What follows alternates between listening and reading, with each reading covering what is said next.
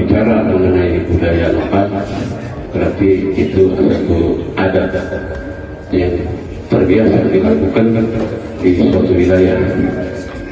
Budaya adat yang dilakukan suatu wilayah, contoh di wilayah kami, alhamdulillah budaya di kami itu masih bernuansakan nuansa agama.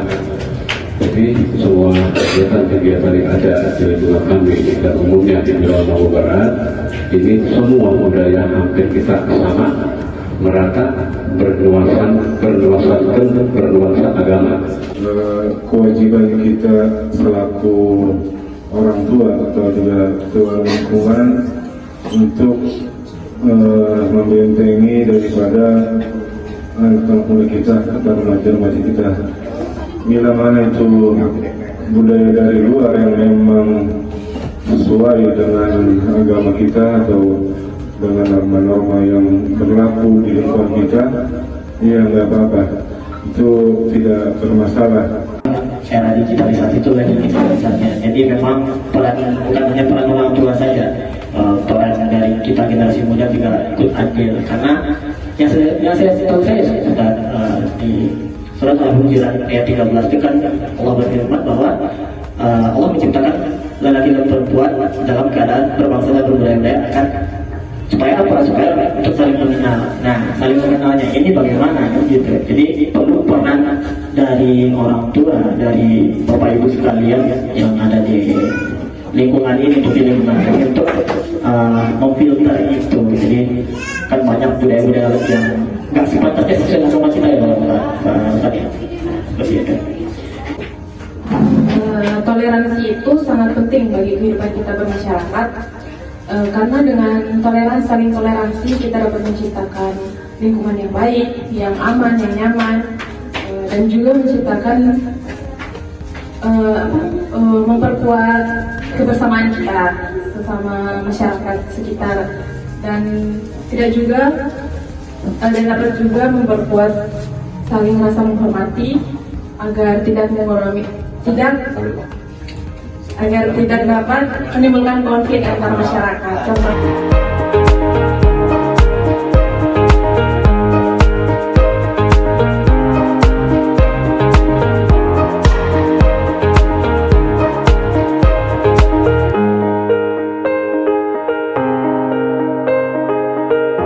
Bagaimana cara melestarikan budaya kita yang sudah makin punah nih?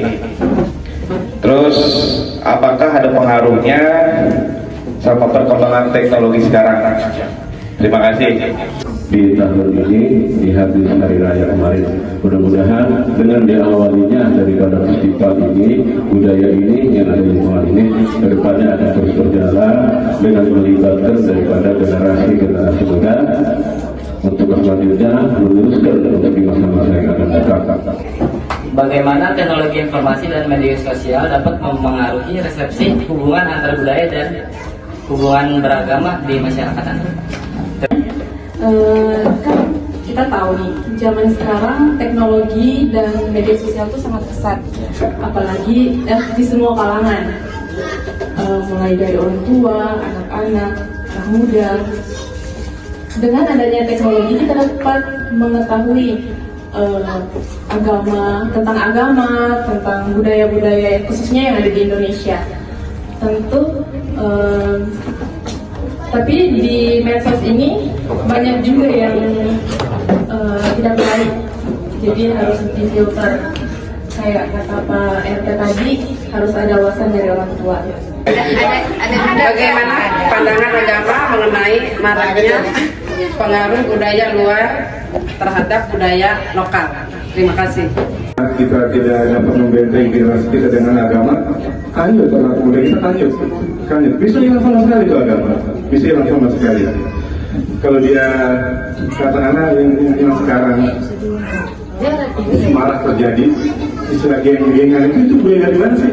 Geng-gengan itu anak muda tuh geng motor, geng macam-macam itu budaya dari mana itu? Kalau dari agama nggak jelas, nggak ada itu. Budaya dari mana tuh? Dari luar kita nggak tahu bawa mana sih dengan bawa budaya kayak gitu kemarin. Dari mana itu? Iya dari mana tuh ya? Kok bisa itu anak-anak muda tuh bikin game yang itu urakan gitu, urakan. Bahkan mereka itu membawa senjata yang juga nggak jelas senjatanya buat apa.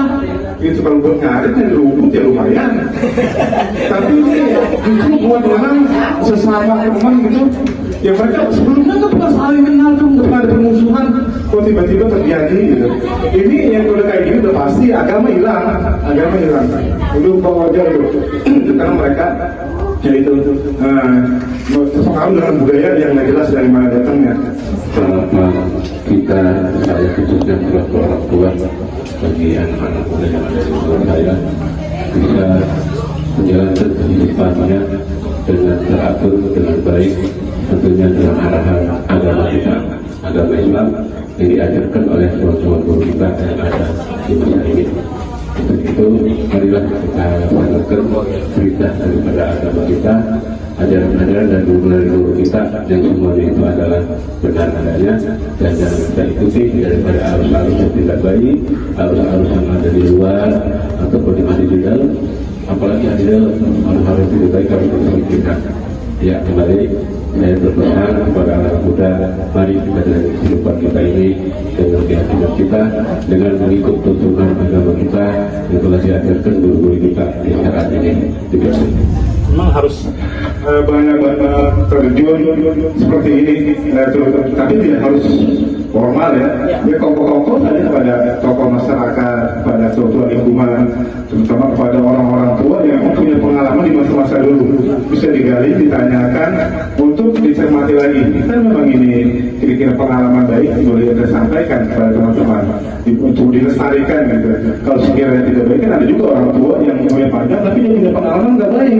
Seperti gue dulu lama jadi begal misalnya. Itu pengalaman yang nggak baik. Tapi kalau dia bilang gue kan udah lama itu begini, gue udah sabar, susah sabarnya baru diambil. Ya, gue pakai contoh. Gue punya uang emang udah pakai banyak, tapi gue rajin masih gue dapat. Bahasanya kayak gitu ya, mesti gue nyombong nih, mengesal bulan. Itu boleh kita lestarikan. Terima kasih partisipasi dari Bapak Ibu, terima kasih dari arahan dan jawaban dari Bapak Ibu narasumber, dan terima kasih juga saran dari Ustaz. Alhamdulillah ya, karena itu juga kalau kita berbicara agama ya diajar juga tidak jelas, tapi kalau memang actionnya dari mahasiswa di mana dengan diri ya, itu akan jadi masukan dari kami juga bagaimana untuk terkait informasi yang fakta. Oke, mungkin untuk sesi dialog saya cukupkan. Mohon maaf Bapak Ibu kalau ada tingkah laku sikap dan perkara yang salah. Untuk sesi selanjutnya akan dipandu oleh rekan saya Mas Adit. Ya, kepada Mas Adit. Sekali lagi kita tepuk tangan untuk Bapak Ibu. Sudah saya